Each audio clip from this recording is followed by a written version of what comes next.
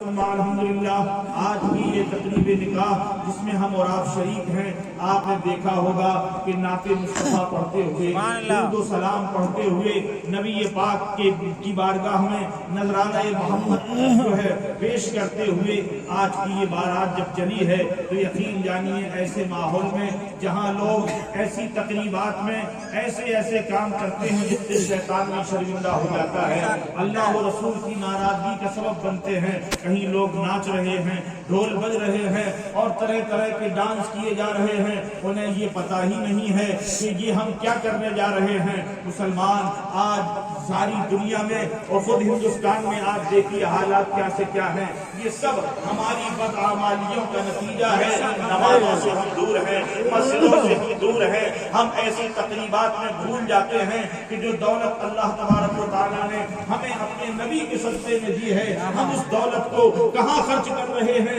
ہم کہتے ہیں ہم یہ خوشی منا رہے ہیں، ارے اس میں تو غم منانا چاہیے۔ دولت دی ہے تم اسے ناچ گانوں میں صرف کر رہے ہو، ارے تمہیں تو یہ کہنا چاہیے کہ یا رسول اللہ، اعلیٰ حضرت کی زبان میں ہم یہ کہہ سکتے ہیں کہ زمین و سما تمہارے لیے، شین و چنا تمہارے لیے، بنے دو جہاں تمہارے لیے، ہم آئے یہاں تمہارے لیے، اٹھیں بھی جہاں وہاں